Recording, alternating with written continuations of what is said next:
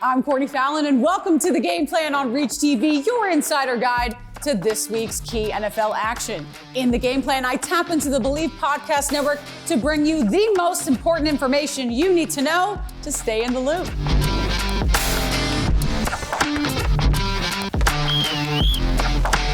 So the big game is over, and what a game it was. A record number of viewers stayed and tuned in for an overtime classic as the Chiefs outlasted the Niners to raise the Vince Lombardi trophy. Now we're on to that madness that is the NFL offseason. And to go over the big news that you need to know, I am joined by Christopher Price from the Patriots Report. Christopher, are you ready to play a little game that we like to call 3 and Out on the Game Plan? I'm all in. Let's go for it.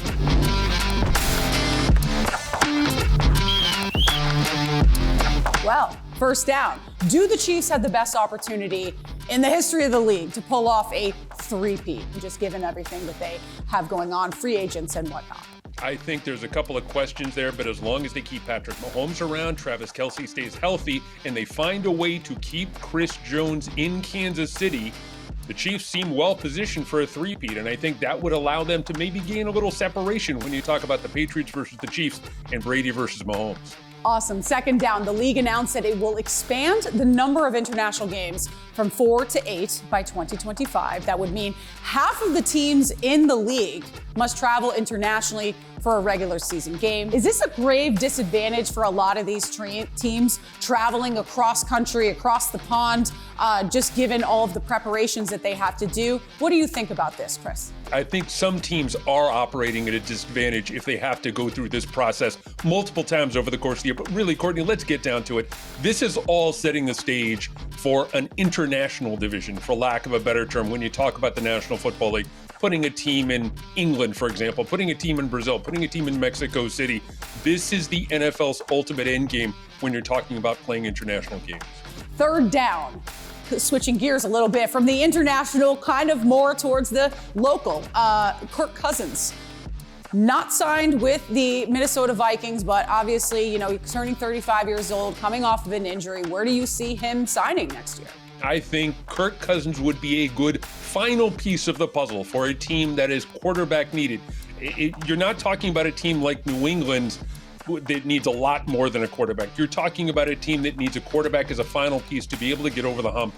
Off the top of my head, there's probably 3 or 4 teams out there. But the big question really, Courtney, when you talk about Kirk Cousins, what sort of deal is he going to pursue? Is he thinking that he's maybe the 20-something Kirk Cousins that's going to ask for an awful lot of money? Or maybe he's willing to take a discount in hopes of finding a team where he, again, could be that final piece of the puzzle where he gets that Super Bowl ring. I know a lot of fans up there in Minnesota with the Vikings. They are really hoping and crossing their fingers that he comes back and returns them. Could be a bridge guy for that franchise, but again, it's a big question, especially when you're getting up there in age. We saw what happened with Matt Ryan, and he eventually just kind of hung it up and went over into the broadcasting booth. My bonus question for you, Chris, is Mike Zimmer the right fit for defensive coordinator for the Dallas Cowboys? Look, I think that, and I can say this here because I'm sitting in New England, any sort of coaching changes that the Dallas Cowboys make this offseason are just a precursor to the inevitable Bill Belichick hiring next offseason. So look, if I'm Mike Zimmer and I'm hired by the Dallas Cowboys, I'm taking a month-to-month lease as opposed to a year-to-year lease down in Big D because, in my estimation, it's going to be Bill Belichick for that franchise in 2025 and beyond. I love that take. Listen, we all are rooting for Bill to step into that franchise, or whatever franchise that he can really wrap his arms around and rebuild. And certainly the Cowboys, they're primed to make a nice playoff run, a lot more than they have done in years past. Thank you so much, Chris, for joining us. We hope to have you on again soon. Definitely. Sounds good. Take care, Courtney.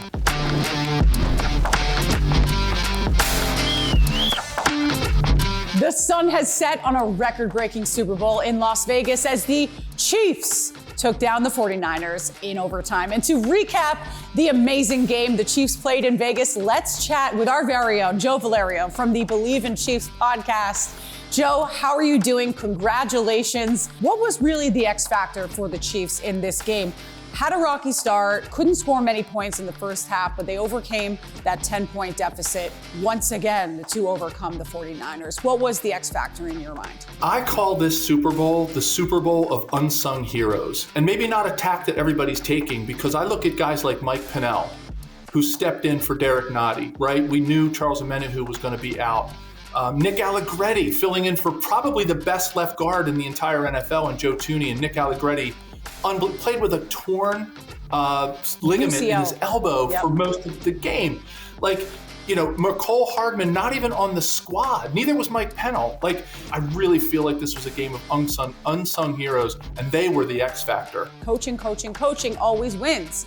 Andy Reid and what he has done for this franchise. But can we talk for a second about Steve Spagnuolo and his significance of what he did with this Chiefs defense, because that was the cornerstone and the reason that they stood pat, specifically with a guy like Chris Jones, and the way that Spags really just coached Brock Purdy off of his game. Yeah, why Coach Spagnuolo is so good is because he buys right into the Coach Reid philosophy that you build your playbook around your players, and you also find a way to mold your players into certain plays.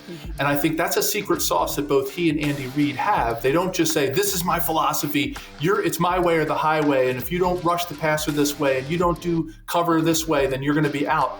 They really take the talent that they have and they mold everything around the talent. And I think that is what they have done. I think when you look back at the Patriots dynasty and their history, that's what Bill Belichick did. They find a way to take the talent they have and mold everything around it, rather than trying to be a my way or the highway coach. And I think that is the most impressive thing about Steve Spagnuolo. He just gets his players and he puts them in the right spot to be successful every single down. Joe Valerio, part of the O-line fraternity. We love those offensive linemen. It's one of a kind. Thank you so much for coming on the show and recapping this Chiefs season. It was fantastic to talk to you. Thanks, Courtney. Great to be with you today. The Niners fought the good fight and came up a few yards short of their OT loss to the Chiefs in the Super Bowl. So to recap the Niners side of the story, let's hear from our man, Tommy Call from the Bleav in 49ers podcast. Tommy, welcome to the show. How you doing today? How are the Niners fans feeling?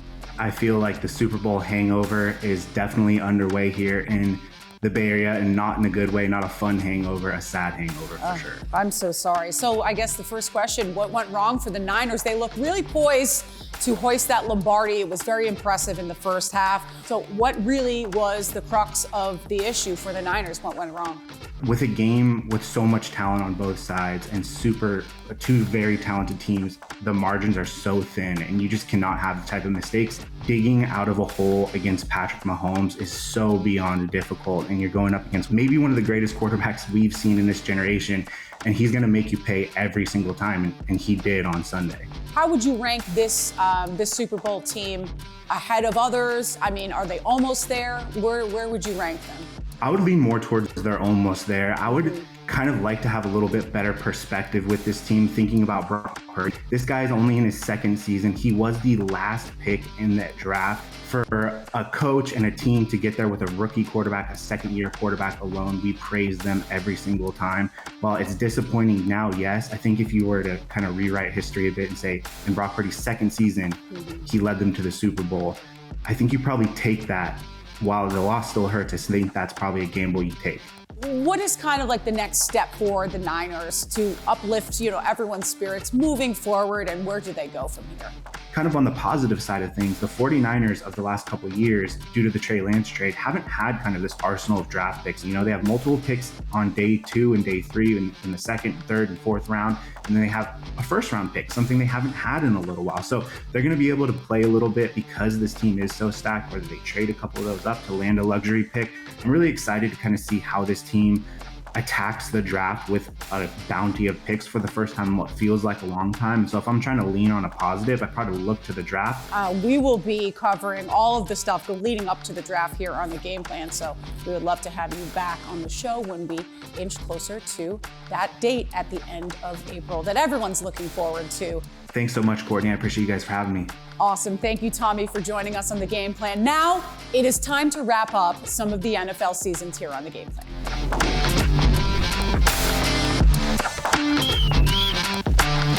The Steelers battled to a 10-7 record and were a surprise playoff team. You could argue it was some of Mike Tomlin's best work. To wrap up the season for the Pittsburgh Steelers, let's hear from Ike Taylor and Mark Burgeon from the Bleav in Steelers podcast. Guys, what do you got for me? Thanks, Courtney. The NFL season's already over, but it's already been a very busy offseason for the Pittsburgh Steelers. Arthur Smith, the new OC. Steelers announced that they are releasing Mitch Trubisky. And Ike, I feel like football action is done, but off the field, we're going to have a lot to talk about this offseason. Yeah, it's going to be a lot going on this offseason. So, shout out to Mitchell Trubisky. Just thanks for all his services and what he did for the Pittsburgh Steelers at the time he was here. I cannot wait to see what Pittsburgh ends up doing at the quarterback position, because we know Kenny Pickett will be back, but he's the only quarterback under contract with the team. Kenny right now ain't got nothing to worry about. And we'll see what kind of identity that the Steelers offense takes under Arthur Smith. I think it's going to be the two-headed monster. I think there's going to be a lot of parallels there from when he established Derrick Henry in Tennessee. I mean, what he did with Derrick Henry and company for that Tennessee Titan offense, when I just think about it like throwback Pittsburgh Steelers football. A lot in the offseason ahead. So keep it here on Bleav in Steelers for all the breakdowns. Pittsburgh's got the 20th overall pick in the 2024 draft. For now, Courtney, we'll send things back to you. This year and this rebuild for the Steelers is something that Mike Tomlin has to work on in the offseason, picking up another offensive lineman, adding to the wide receiver core, and also building around a quarterback. Who's going to be your starting quarterback next year? They have to focus on that offense going forward. The Raiders had to watch the Chiefs raise the Vince Lombardi trophy on their home field after stumbling to an 8-9 record. The campaign would see the Raiders make wholesale changes to their management as they brought in new GM Tom Telesco and named Antonio Pierce their permanent head coach. But to wrap up this season for the Las Vegas Raiders, let's hear from Stanford Route and host Dennis Ackerman from the Bleav in Raiders podcast. Thanks, Courtney. All right, the Raiders finished the 2023 season missing the playoffs with an 8-9 record, but they have their coach moving forward and a much improved defense. Stan, what's your take on the 2023 season? Oh, man. This 2023 season, it was the duality of it. It was the dichotomy of it. It was like a tale of two halves where you have pre-Antonio Pierce when you had Josh McDaniels leading the helm all the way up to that embarrassing loss against the Detroit Lions. And then post-Antonio Pierce interim tag, that's when you saw a more rejuvenated team, seemed like they were more inspired. You look at the game on Christmas Day, Jack Jones getting the pick to the house off of Pat Mahomes. You see the fumble recovery to the house as well. That big W coming against the Kansas City Chiefs. And that's something that was much needed, because a lot of this fan base is wondering, where do we go from here? Well, obviously, Antonio Pierce has the interim tag taken off of his back. He's now the head coach going forward. And you see that this team has the pieces in place. They still got to go ahead and add a few more. And maybe, just maybe, we'll see the upward trajectory continue, because now you got Jim Harbaugh coming in the AFC West along with Justin Herbert. You got Sean Payton back for another year. And then we all know the Kansas City Chiefs just won the Super Bowl. The Raiders definitely have to make sure they put their best foot forward starting out of the gate for the 2024 season. Tough division, but a lot to look forward to next year. Courtney, back to you. That is a great point. The Raiders looked like a completely different team after Pierce took over. And remember, the Chiefs hoisted that Vince Lombardi trophy on their own field, but the last team that they did lose to was the Las Vegas Raiders. I think this is the perfect opportunity for Tom Telesco coming in from the Chargers, as well as Antonio Pierce, to really establish themselves in a new era, in a new identity with that Las Vegas Raiders team. Whether or not Aiden O'Connell is going to be their quarterback next year, I kind of doubt that he's going to be their starting quarterback, but I think that this year it is going to be imperative for Antonio Pierce and Telesco at GM to build around Max Crosby on that defensive line. The Bears had a rough start to the season, losing 4 straight, and were never really able to right the ship.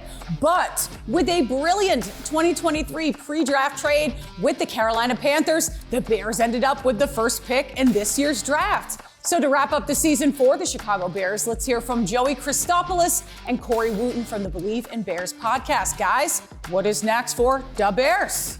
Thank you, Courtney. The offseason has begun for the Chicago Bears. A lot of people thinking that they're going to be leaning towards taking number 1 pick Caleb Williams, but here on Bleav in Bears, We see a path where the Chicago Bears could be successful by keeping Justin Fields and trading it for a haul. Corey, weigh in on this. Read the tea leaves. What are you seeing right now? I'm still firm on keeping Justin Fields and building around him. I feel like the way that team finished the season, they were a playoff caliber team. I think Justin Fields, especially in that Falcons game, that really sold it for me. When people criticize his passing down the field, his precision, his release, that was all on point. And I think there's a correlation between a good game plan and him performing well. So I think the past two coordinators really did him a disservice, Luke Getsy and Matt Nagy. Shane Waldron, I'm really intrigued by him for what he's been able to do with Geno Smith's career. There's no doubt in my mind that he'll be able to elevate Justin Fields' game to the next level. Imagine DJ Moore, Marvin Harrison Jr. in that backfield. Cole Kmet in the red zone. That would be a dynamic offense right there. I think they're so close to being a playoff team. They should have been a year ago if they could finish some games. And now Justin Fields finally has a play caller that can script for success. So I'm gonna stick with Justin Fields. I'm gonna build around him. I think you get a haul if you trade that pick back and be able to rebuild this team. So back to you, Courtney. Yes, the Bears offseason will revolve around what they do at quarterback. So do they keep Justin Fields or not is the big question. I think that it really depends on how hungry the Commanders are to move up in the draft for Caleb Williams.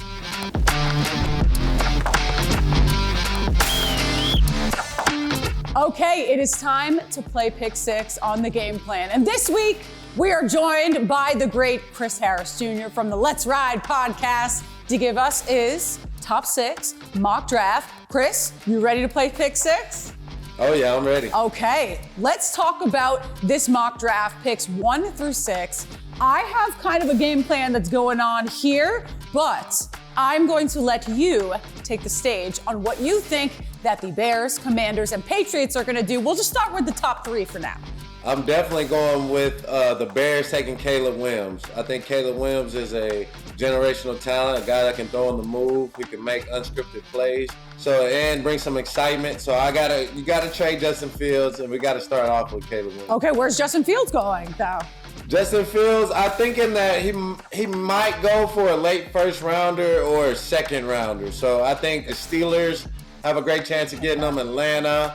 If the price is right, Denver could probably come in the fold. Okay. If you think Caleb Williams is going to the Bears, there's no way he goes to the Commanders. Yeah, no way. I got the Washington Commanders taking Drake May, who a guy guys have high expectations to have a great career in the league. You know, Washington's been needing a quarterback for a long time. They have some weapons, but he'll be a good guy to plug in with Kingsbury. Okay. And we both are on the same page here with the Patriots taking Jaden Daniels at quarterback, the quarterback out of LSU. Is that on your board as well? Oh, yeah, definitely. Patriots being able to take Jaden Daniels, being able to get a dynamic quarterback that can run and throw.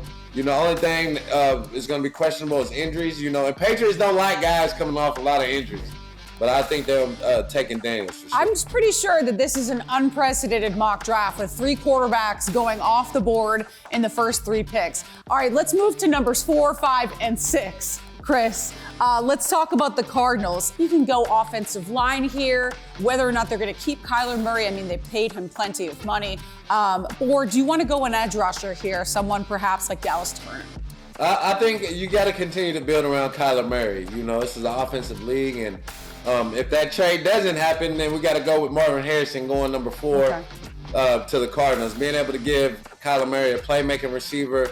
I think some scouts have him as the highest graded receiver since Calvin Johnson.